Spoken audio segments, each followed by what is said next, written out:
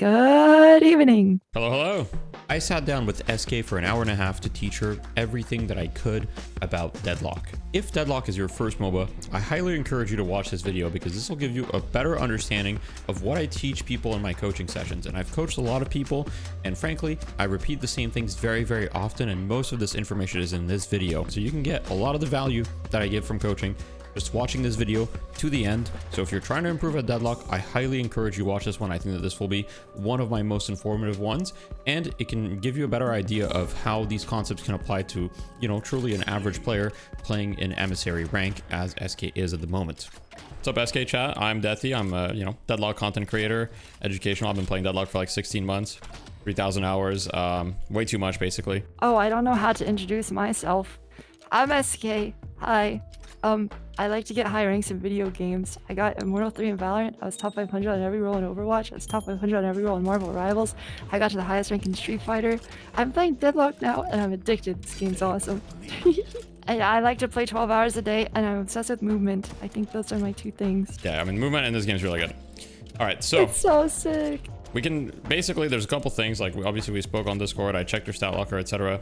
So there's a couple things that we can do today. Generally, I think that the first thing is basically just like watching one of your recent games. One thing that I focus on in coaching is I don't focus on all of the small things. So I'm not going to pause like all the time. I'm just going to pause at like critical moments and just like, you mentioned that like you're kind of like struggling with macro, and I've been watching like some of your games and looking at your stat locker, and I think that really where I'm going to be able to help you the most is like after, like between the 10 to like 20 to 25 minute mark. I see. Yeah, because before that it's pretty straightforward, and after that is like go team fight. Yeah, exactly. After 25 minutes, it's like a lot of it is team fight, so a lot of the macro concepts are diminished, I would say, after 25 minutes. A lot of it is basically like, oh, let's try to get a pick. Let's try to get a pick and go mid boss. That is mostly the macro after 25 minutes, Yeah. I think, yeah, you summed it up pretty well. I'm good at fighting, but my macro, I'm really lost. I'm really stupid. I have the game. It is on Mina, the greatest character of all time. She's pretty good. I don't know if she's the greatest character of all time. That would be Lash, but she's good. Oh. I'll download the replay. Now I'm gonna give you some benchmarks. Okay, now I give people benchmarks of like, okay, here's kind of like the numbers that you should be looking at, or like what I see from the stats.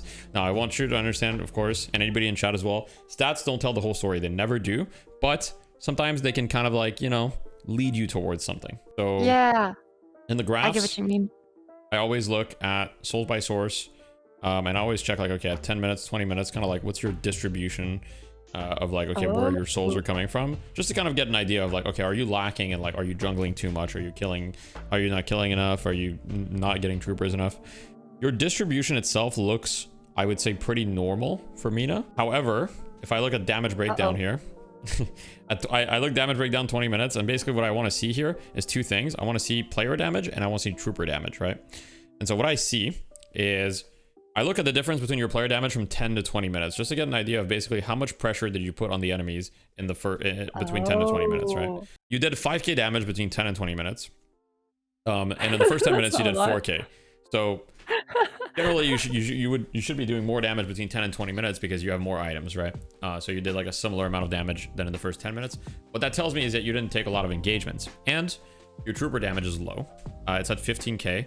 Now, a general benchmark that I give that's pretty easy to hit is roughly 20k trooper damage at 20 minutes. 15k is on the lower end. It's not like dramatic. I've seen much worse, but it's definitely a little low.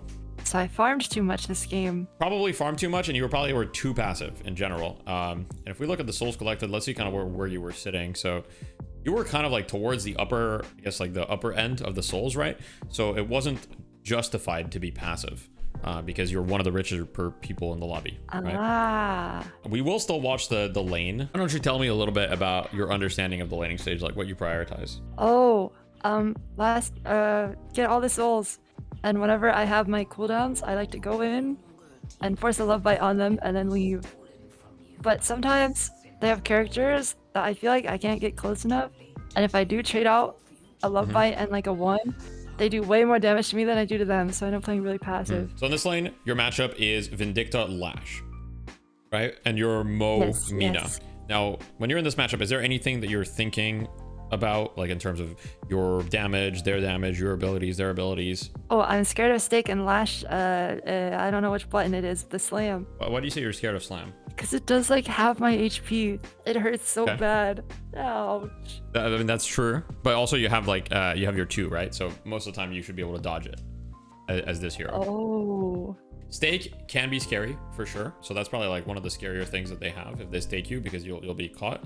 But basically, whenever you get into a lane, you want to think about what's the effective range of the weapons of your enemies and your effective range, right? So Mina is like, you know, a mid to close range type of hero. She doesn't really do anything at all at long range, right? Because you can't apply love bites, so you kind of always want to stay like kind of that mid range and then only get close to use rake and stuff. So against Lash and Vindicta is more of a long range hero, so she's gonna play out of your range a decent amount, but you can still get good poke on her. And you and Lash are usually gonna play in like a similar range.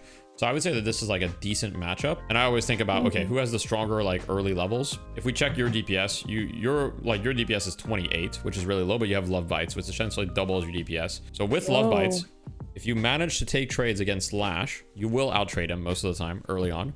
And you will probably outtrade Vindicta outside of like their burst, right? So every time you can proc love bites, you will probably outtrade them. So that you're right that should be your focus. I see. So that's kind of how you want to think about it, right? So if you were playing against, for example, Shiv, you would think, okay, well, I'm playing against Shiv. He's a shotgun hero. He needs to get really close, right? So I kind of want to stay just outside of his range, just kind of keep like 10 to 15 meter distance. Basically just be like annoying enough to the point where he feels like he has to walk up to you and you just like kite him a little bit and you make him work for it. I see. Okay. Don't judge that I was shooting Lash. I was on a big loss streak. That's all good. I mean, you know, shameless. It's okay. We've all done it. Trying to win. So I like the fact that you're on an off angle on the high ground. Like that's good positioning in the sense it allows you to poke. Now, what I would love for you to do here is just go up here right after, right? Yeah. And you're going to do that. Perhaps a little bit slow on it, but you know, you have the right idea. So, you know, no problem so far. The other thing about lane that you didn't mention is you said, oh, I want to get all the souls. So generally in lane, you want to, you know, the whole idea around lane is like taking good trades and also like having wave priority. So the term wave priority means having your troopers push into theirs, because if your troopers are pushing into theirs, first of all, your healing trooper is going to heal you more. And second of all, you kind of have pressure on them. So it's going to be easier for you to take good trades. I see. And you can get boxes and things. And indeed get boxes if you have the wave pushed. Getting the wave pushed is essentially like gives you a lot of like freedom to do different things. Oh. One kind of really big mistake that you're making is you're never getting the heal from your healing trooper.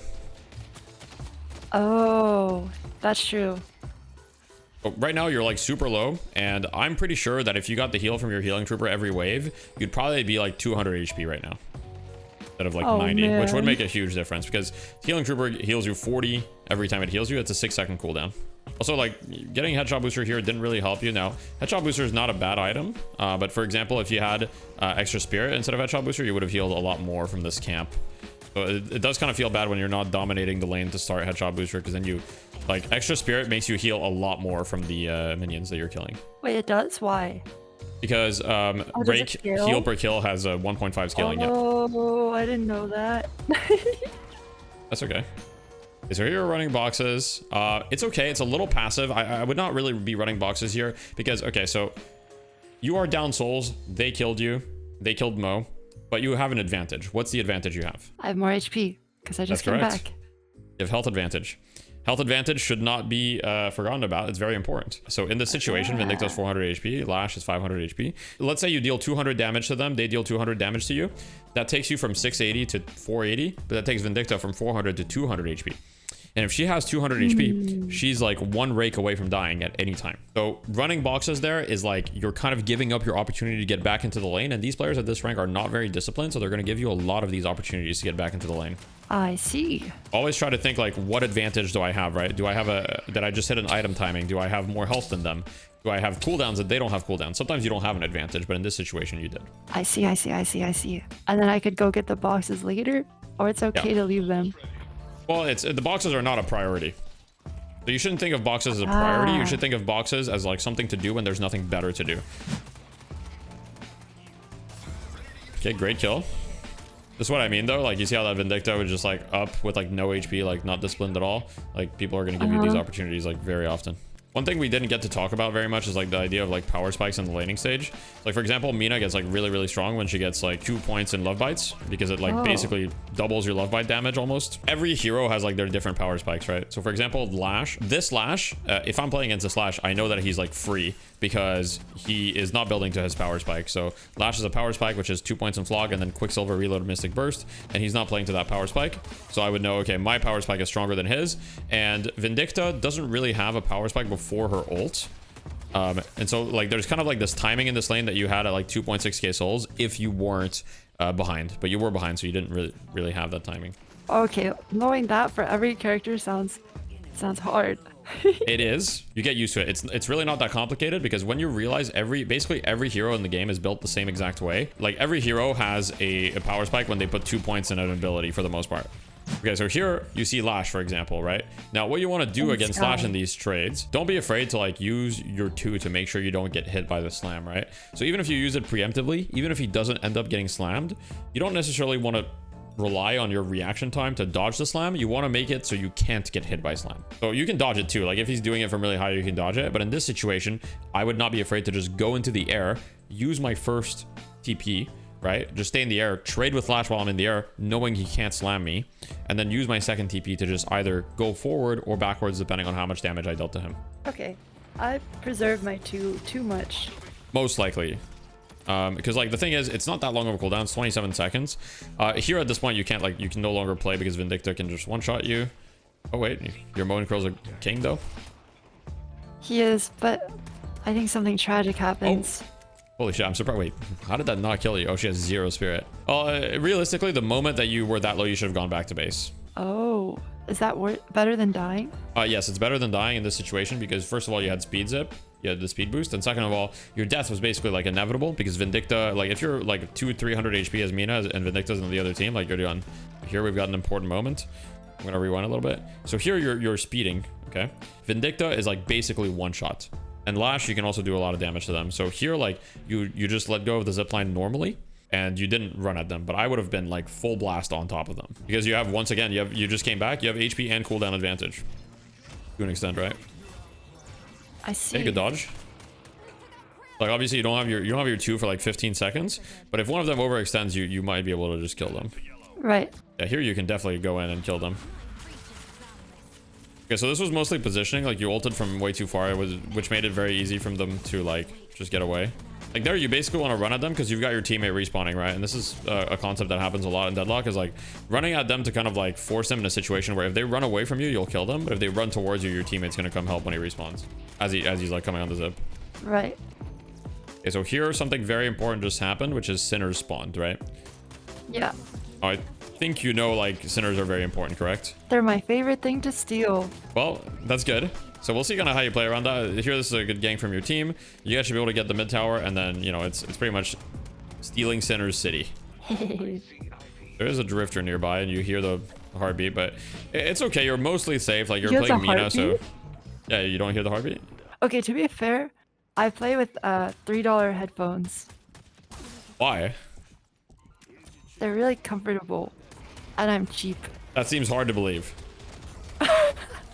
I don't believe you. They're so comfortable. Rig X500. I've been using it since I was 14. Then you're how old now? 24. Oh boy. Well, that death was just you, once again, just not respecting Vindicta. Like, basically, like, anytime you're super low against Vindicta, you have to just, like, respect her. Yeah, I understand that you're like, oh, you know, this Vindicta is, like, this Vindicta is bad, and therefore she's gonna miss awful. or whatever. She was 5 shots, yeah. Wow. Yeah, and maybe she is. But all it takes is 1 shot. All right, so this is where, like, basically the game starts, in my opinion. Okay, you see Lash, let's just see this happen. And then we'll talk about your understanding of, like, the mid-game, because this is basically where the game starts. Good kill. I think that these types of little engagements are really where you shine, because your mechanics are better than the average player at this rank for sure. So these type of little engagements like benefit you a lot. However, you are a little bit behind in souls, mostly due to the fact that you have 4 deaths that were pretty like avoidable. And here, like, okay, we're gonna pause, and I just want you to like tell me kind of like what you're thinking about in the mid game, if anything, or like what you understand. Okay. Push wave do other things while wave push. If there's 5 people somewhere, I go do the walker. Okay, yeah, I mean, If that's there's a fair. fight nearby me, I go. I prefer sinners. I like to steal, and that's it. I mean, those are all very, very good points. Like, you understand pushing waves, you understand, you know, resource management to an extent. That's a great start. One thing that you didn't mention that's very important to think about is basically like the same thing that I mentioned in the laning stage, which is power spikes, right? That's basically the entire game of a MOBA, right? You want to fight people that you're stronger than them, and you don't want to fight people that are stronger than you.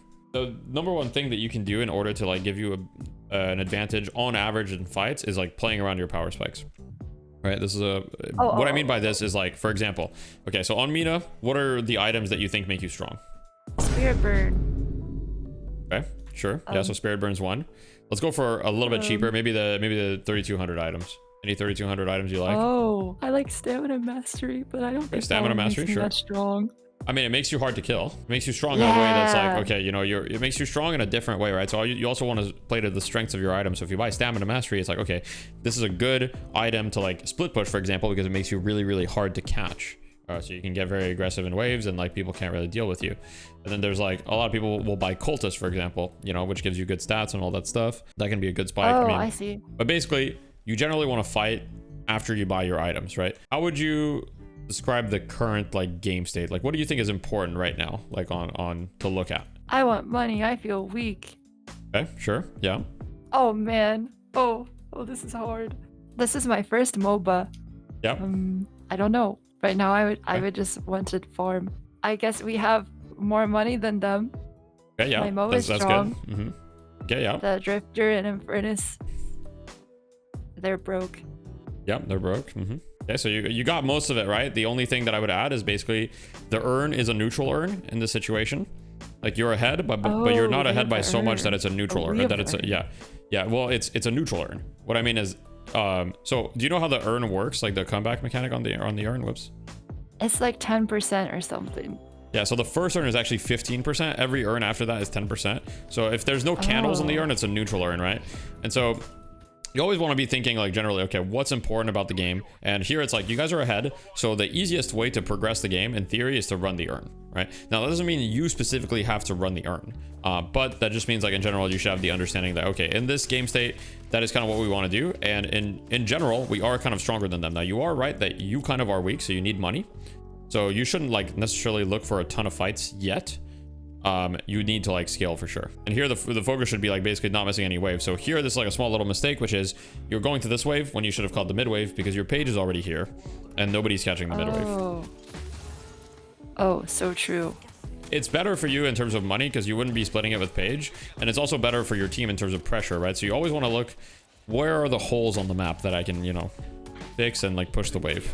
The urn is definitely something I never do. I don't remember the last time I picked up urn. Yeah, so your team doing the urn here is actually like, this is the correct play from your team, right? Here, like the biggest problem though is you haven't bought, but your team gets the urn for free. Here it would be like okay to leave because you're 400 HP and your team got what they wanted, which is the urn. So one really bad habit a lot of people have is overstaying after objectives, right? So you got the objectives, you guys got what you wanted. There's no reason to really overstay. You're welcome. Oh boy. I'm not liking what's happening. There's a drifter. No, you're dead. I'm super dead. You're dead as hell. We're gonna fast forward this. Oh. Ouch. We're gonna cover that. I We're overstayed. gonna censor that. One thing that's gonna help you the most, and I saw some people in my chat being like, oh, that's a lot of thinking or a lot of things to consider, right? One thing that's gonna help you the most is kind of building these like systems in your brain to kind of stop thinking about these things. So for example, anytime that I'm dead, or anytime that I'm just farming, I'm always looking at the souls at the top and the clock, right? So here I'm like, okay, you guys have a slight lead and you know, the clock is 14:30. Train yourself to every time that you're kind of just AFK farming, just thinking about, okay, souls and clock, right? What's coming up next? Is there anything coming up soon? For example, here, I believe the clock is offset by 30 seconds. So in 30 seconds, you're gonna have the buff. So I'd be like, okay, I'm pushing this. This is fine. You're applying pressure on a side lane. And then I'd be thinking, all right, buffs are coming up in 30. I want to get the buff, and I'm close to my next item, so I want to buy that. Okay, good ult. Oh, he's so low. He's one. Nice, you got him. Good. And then I die, probably. Honestly, not a bad death. You got a kill and you rotate a lot of people over, so not a terrible death. Not the end of the world. Let's see what you buy here. Like, not all deaths are bad. That's one thing that's very important to realize, is like dying is not necessarily, you shouldn't necessarily be afraid of dying. You should be afraid of dying for no reason. The worst deaths are the deaths where you die either in your jungle or in their jungle with a big bag. What I like to think about this stage of the game as well is like, okay, you know, who can I 1v1? Like, you're not super strong right now, so it's not like you can just like start snowballing on everyone. Part of that reason is, you know, you didn't have a great start to the game, but you're like, the state has shifted though now, right? They've got 4k more than you guys, so now they're ahead slightly. So here your team is like, this fight is not actually that bad because your team has a lot of pressure everywhere. So you might be able to clean up a couple people here. Oh, wait. Nice, beautiful. Holy bags. Holy bagaroonies. $1,600 bagaroonies. I mean, you're rich now. So what should you do right now? I should go buy. That's correct. You should go buy. I don't know. And so we'll see if you do that. I definitely don't. Okay, so here, I mean, going one more wave here is fine. Like, you can go one more wave and then go buy. The only advantage of buying right away is that you would spend all of your unsecured souls, so you wouldn't have a bag anymore. That's the biggest advantage that you would have had. Yeah, I'm leisurely buying. I'm going shopping. Yep, you are going shopping. Okay, you buy cooldown, sure. Oh, wait, no. You're not sure? Okay, you buy cooldown, you buy cooldown, you sell cooldown, and then you buy it again. You just weren't too sure about that. Okay, so there's a fight happening. This fight here. Now, I'm gonna ask you, does this look like a good fight? Oh, I've never thought about that. Well, Mo is 1v3, so I want to go in and save him as my initial thought, and probably what I end up doing. But it is totally useless, no? This is not a good fight. Why is it not a good fight, if it's not a good fight? We don't get anything. So let's say that you kill them. Except for putting them on timer. Yeah, so if you kill them, well, I would argue that there is something to gain in the sense, if you kill them, technically you could go mid-boss. Let's say you get 3 kills here, you could go mid-boss. That's so there true. is something to gain. That's not exactly the reason why this is not a good fight. What is the number one thing that is going to make you more likely to win a fight? Okay, this is like a really simple thing. Don't overthink it. People tend to overthink it.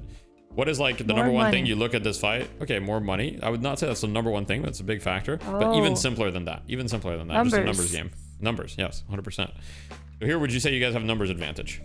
Most certainly not. Yeah, it's very unlikely, right? The rest of them are missing. You know for sure there's 3 here. You're there. Your Abrams is like far, and your Page is far as well, right? So you don't have numbers advantage. So here, right away, I'd be like, ooh, this fight doesn't look good.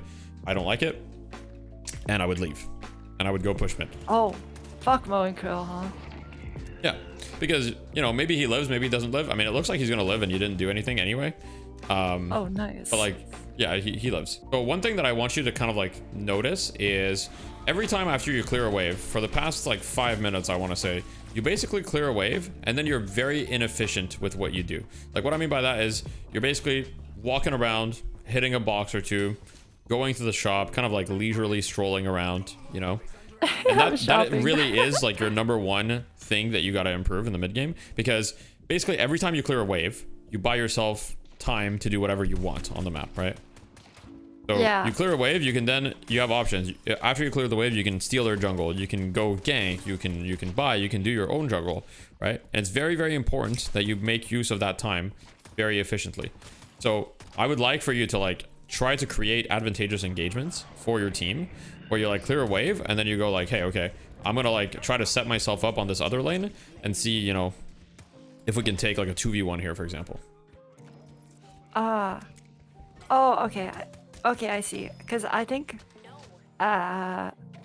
when there's not farm on the map that's close to me is the time where I end up doing nothing. Yeah.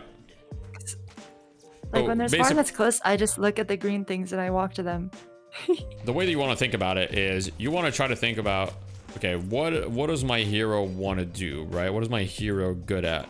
And so let's think about Mina's strengths for a second, right?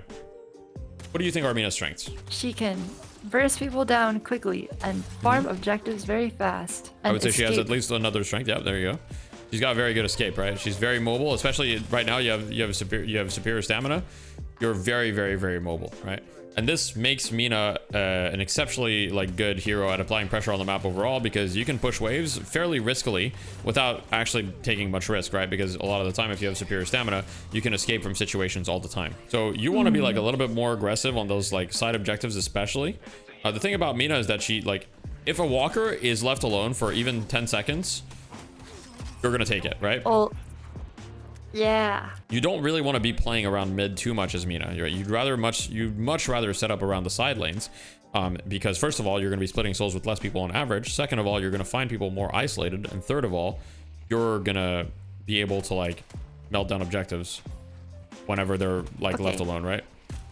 So I should Kind of make like a this point Infernus of did. going to a sideline. You should prefer being on side lanes generally as this hero, like because Mina has a strong split push potential. Buy boundless, okay, sure. I like the fact that you bought right away.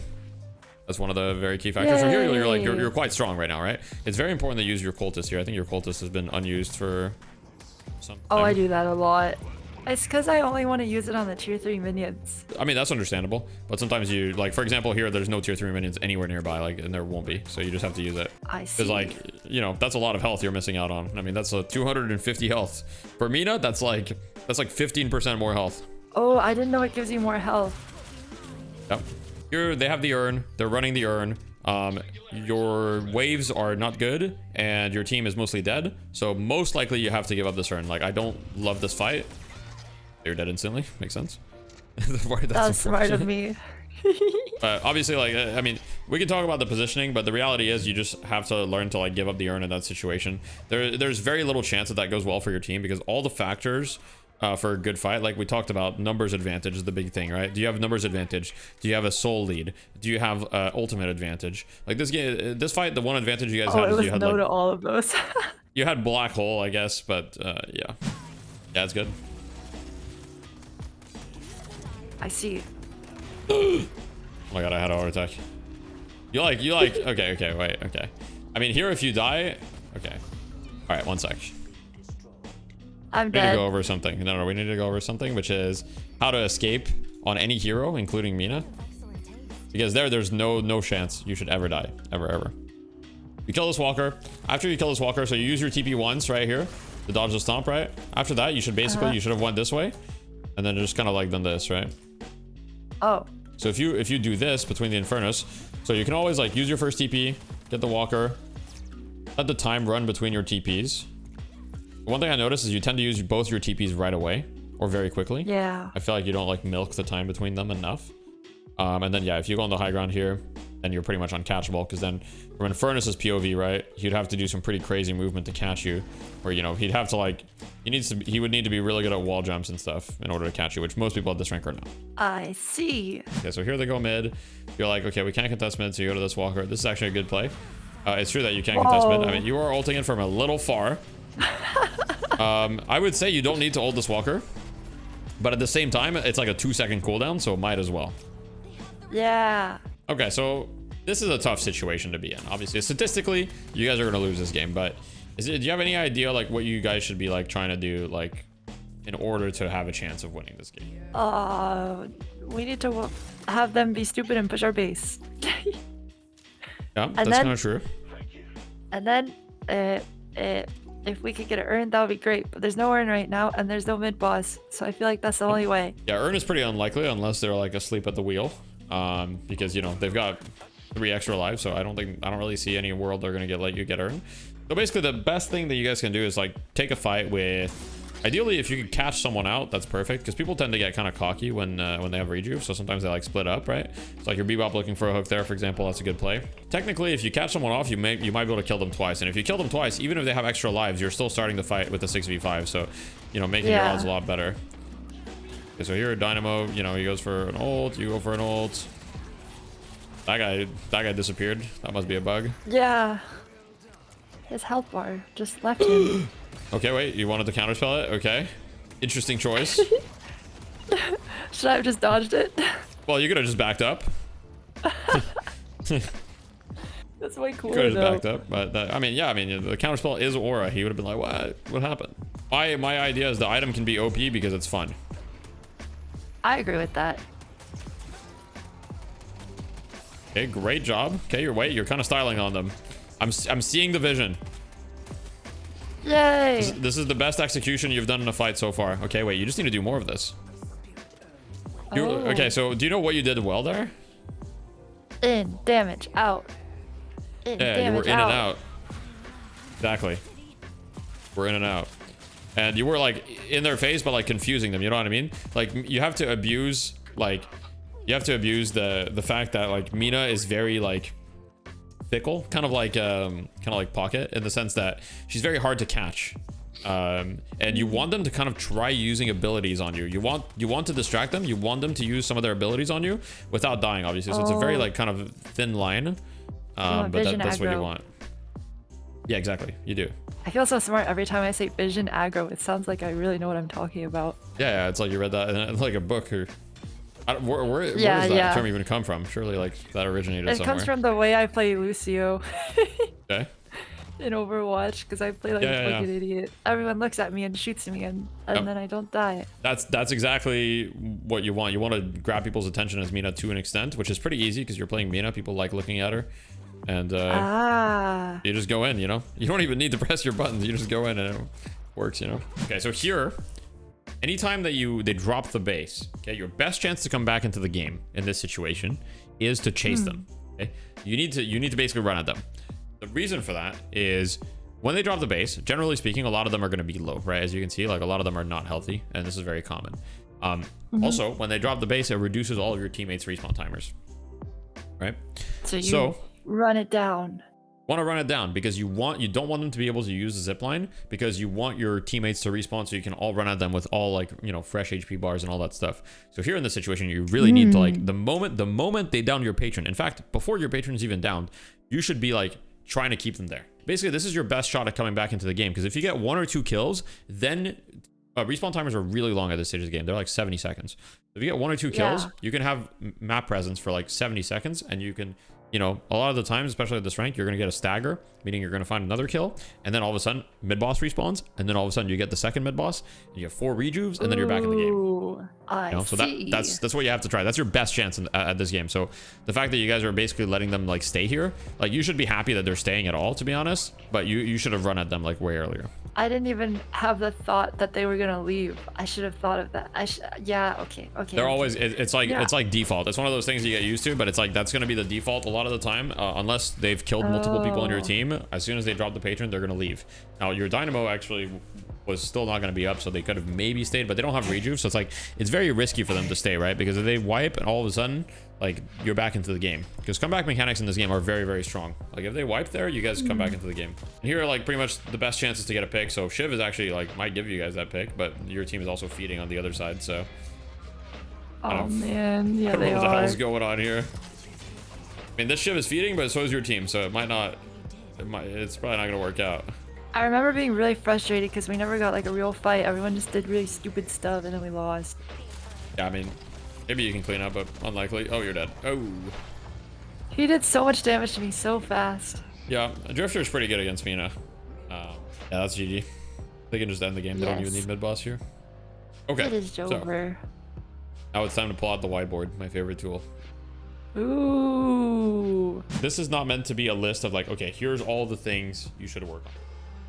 This is meant to be like, here are, in my opinion, the biggest things that you can work on that are gonna like help you. The first thing, you need to be better at seeing which waves are going to open up on the map, kind of filling those gaps, if that makes sense. But like, for example, like, you know, you see the map and this lane I know is going to start pushing towards our walker. I need to be there and push this wave out. A decent amount of time in this game, you were going to waves that were already being caught by your teammates when there were other waves that weren't being caught by your teammates. I see.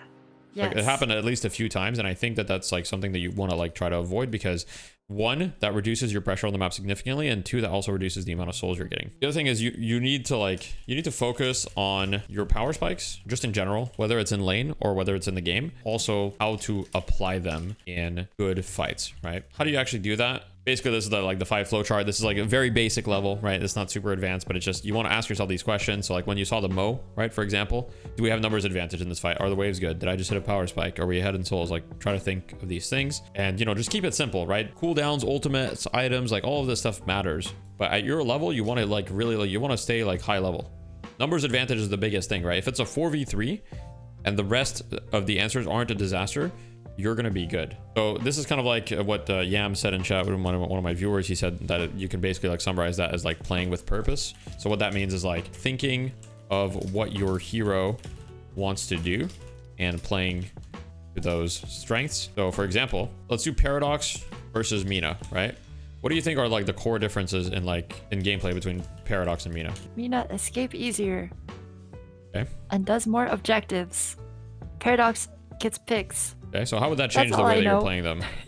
I would probably want to side lane more on Mina, Okay, and I would want so to that- participate in more fights and look for more openings as Paradox. So that's like a great start, right?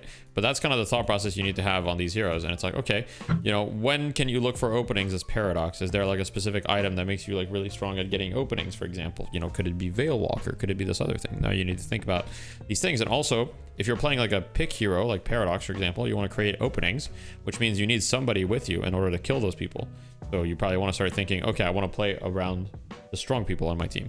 Whereas if you're playing Mina, you probably want to play like away from a lot of things, because you're like, hey, if there's something that's open, first of all, I can clear waves instantly. And second of all, the moment that a walker is open, I can kind of melt it, similar to like Wraith, for example. It's going to take some time to learn all the hero strengths and everything like that. And it's not, you know, if you ever have a question of like, hey, what should kind of my game plan be? Well, you can always just message me anyway. But that's how you want to think about it, because I don't want to just tell you the answers. I want you to like understand how you think about it, so that, you know, you can figure it out on your own after. I do think I play every character the same way, and there's not much thought to it. It's just get as much money as possible and show up to fights. Yeah. I think it's a good base. I mean, you want to get as much money as possible, and you want to show up to fights, right? You don't want to be AFK. But like, I think that you need to put a little bit more thought into which fights you show up to. And in general, I think you need to limit test more. And I think that the rule of always go one more wave is kind of the rule that I give some people. I feel like you're not going one more wave enough. What I mean by that is like, you push a wave, I feel like you could go one more. Like, I'm just putting the tip in. You know, you could say that. I wouldn't say that personally, but you could say that. Okay. How are you feeling? Ooh. I'm feeling like my brain is expanding. Okay, that's Like good. I'm gonna start thinking critical thoughts when I play the game instead of staring at my map and running to the green things.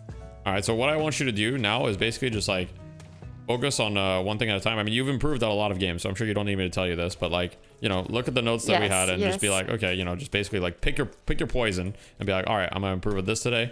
But like I said, you improved at a lot of games, so you probably don't need me to tell you that. And yeah, if you ever hit any roadblocks, just like hit me up, and then we can, you know, we can do this again if you want after like X amount of time. I'll hit you up when I'm Oracle. Oracle, shit. I'll be there soon. Yeah. I don't know. The system's kind of broken. It takes a long time to rank up. I don't know if you. I hope you'll be there soon for your sake, but I've just seen a lot of horror stories of people not ranking up. Well, Oracle's pretty far. Yeah, maybe it's maybe we just do. Oh. What are you right now? I'm emissary 5, 4. How about we just do Archon 5? Archon 5. All right, I'll be there soon. Sounds good. Perfect. Bye. Have a great night. Bye bye.